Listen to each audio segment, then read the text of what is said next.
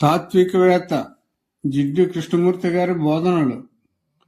సత్యాన్ని చేరుకోవటానికి ఏ మతం, ఏ గురువు, ఏ సిద్ధాంతం అవసరం లేదని జిడ్డు కృష్ణమూర్తి గారి ప్రధాన సిద్ధాంతం. సత్యం అనేది జీవమన్నది, అది నిత్య నూతనం. దాన్ని పాత పద్ధతుల ద్వారా పట్టుకోలేము.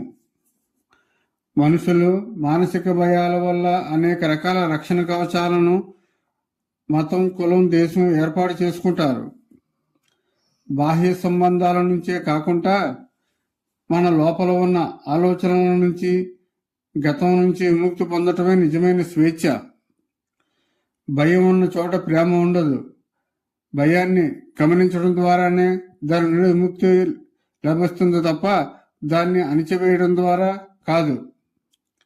మన సమస్యలన్నింటికీ మూలం ఆలోచన అని ఆయన విశ్లేషించారు. ఆలోచన ఎప్పుడు గతం లేదా భవిష్యత్తు గురించి ఉంటుంది, అది వర్తమానంలో ఉండలేదు.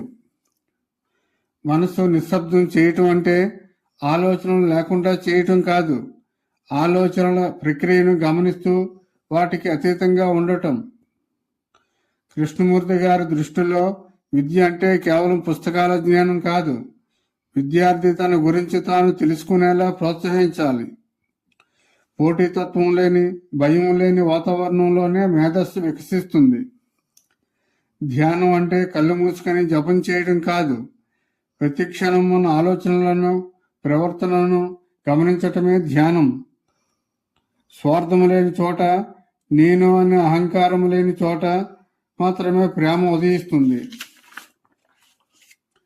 జిడ్డు కృష్ణమూర్తి సందేశం సారాంశం ఒక్కటే: మనం మారితేనే ప్రపంచం మారుతుంది. ప్రపంచంలోని యుద్ధాలు, అశాంతి అన్నీ మనలోని అశాంతికి ప్రతిబింబాలే. మనలో విప్లవాత్మకమైన మార్పు వచ్చినప్పుడే సమాజంలో మార్పు సాధ్యం. సత్యం అనేది ఒక మార్గం లేని ప్రదేశం. గమనించడమే అత్యున్నతమైన తెలివితేటలు. ప్రపంచంలోనే ఉంది, నేను నువ్వు అర్థం చేసుకోవటమే అన్నింటికంటే ముఖ్యమైన విద్య.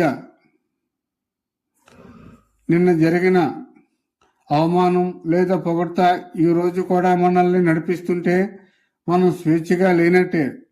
గతం నుండి విముక్తి పొందటమే అసలైన సృజనాత్మకత. ఆలోచన ఎప్పుడూ పరిమితమైంది, ఎందుకంటే అది పాత జ్ఞానం మీద ఆధారపడి ఉంటుంది. పాతది కొత్త విషయాన్ని సృష్టించలేదు. జరగబోయే దాని గురించి ఊహించడం వల్ల భయం పుడుతుంది. ఆలోచన లేకపోతే భయం ఉండదు. భయాన్ని గమనించడం ద్వారా దాని నుండి విముక్తి పొందొచ్చు. సాధారణంగా మనం నేను కోపంగా ఉన్నాను అంటాము, అంటే నేను వేరు, కోపం వేరు అని అనుకుంటాం. కానీ ఆయన ఏమంటారంటే, కోపం వచ్చినప్పుడు ఆ క్షణంలో కోపం తప్ప నేను లేను, కోపమే నేను. ఎప్పుడైతే గమనించే వ్యక్తికి గమనించబడే వస్తువుకు మధ్య దూరం పోతుందో అప్పుడు మాత్రమే సంపూర్ణమైన మార్పు సాధ్యమవుతుంది. ధ్యానం అంటే మంత్రం పఠించడం లేదా శ్వాస మీద ధ్యాస పెట్టడం కాదు, మనస్సు తనంతట తానుగా నిశ్శబ్దంగా ఉండటం.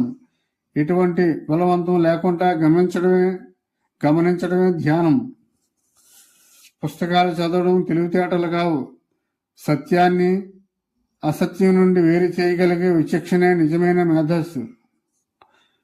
మనం మనలో ఒకసారి ప్రశ్నించుకోవాలి, మనం నిజంగా స్వేచ్ఛగా ఉన్నామా, లేక మన గతానికి, మన నమ్మకాలకు బానిసలుగా ఉన్నామా?